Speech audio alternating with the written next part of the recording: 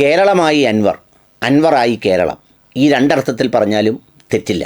കാരണം കഴിഞ്ഞ കുറച്ച് ദിവസങ്ങളായി അത് എത്ര നാളുണ്ടാകുമെന്നും താൽക്കാലികമാണോ ശാശ്വതമാകുമോ എന്നും അല്ലെങ്കിൽ അത് പ്രസിപ്പിറ്റേറ്റ് ചെയ്യുമോ എന്നുള്ളതുമൊക്കെ മറ്റൊരു വിഷയം.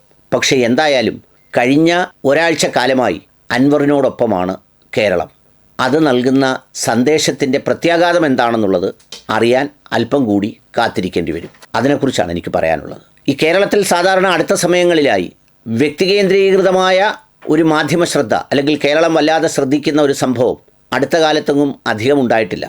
സാമൂഹ്യ പ്രശ്നങ്ങളിലും വിവാദങ്ങളിലും അത്തരം കാര്യങ്ങളിലുമൊക്കെ അതിൻ്റെ ഒരു പ്രാധാന്യം പലപ്പോഴും വന്നിട്ടുണ്ടാവും.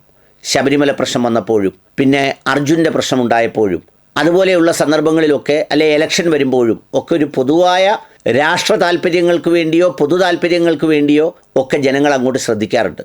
അങ്ങനെയൊക്കെ ഒരുമിച്ച് ശ്രദ്ധിക്കുമ്പോൾ അത് നൽകുന്ന ഏറ്റവും വലിയ സന്ദേശം ആ ഹൃദയം അതിനോട് ചേർന്ന് മലയാളികൾ ചേർത്ത് വെക്കുന്നു എന്നുള്ളത് കൂടിയാണ് എന്നുള്ള കാര്യത്തിൽ യാതൊരു തർക്കവുമില്ല.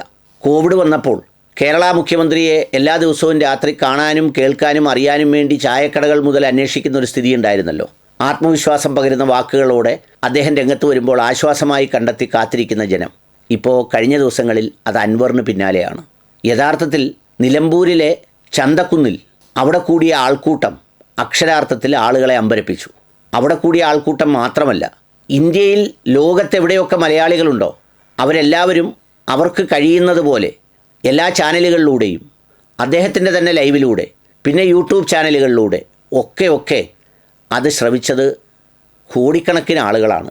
ലക്ഷങ്ങൾ എന്ന് പറയുന്നത് ചിലപ്പോൾ അത്രമേൽ ശരിയാവില്ല എന്നുള്ളത് കൊണ്ടാണ് ഇതിൻ്റെ വ്യൂവേഴ്സ് എല്ലാം കൂടി കൂട്ടിയാൽ ചിലപ്പോൾ കോടികളിലേക്കെത്തും.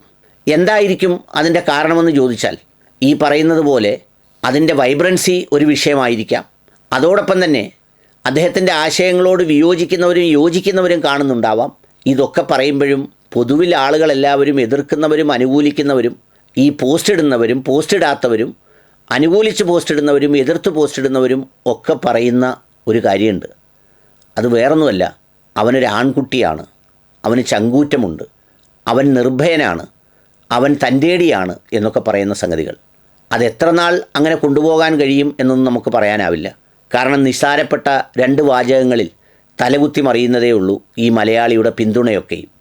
എന്നാലും കഴിഞ്ഞ ദിവസങ്ങളിൽ കണ്ടത് അത്തരത്തിൽ കേരളം അൻവറിനോടൊപ്പമെന്നോ അല്ലെങ്കിൽ ഈ പറഞ്ഞതുപോലെ അൻവർ കേരളത്തിലെ ജനങ്ങളോടൊപ്പമെന്നോ ഒക്കെ പറയാവുന്ന ഒരു അടിക്കുറിപ്പോടെ രേഖപ്പെടുത്താവുന്ന സംഗതിയാണ്.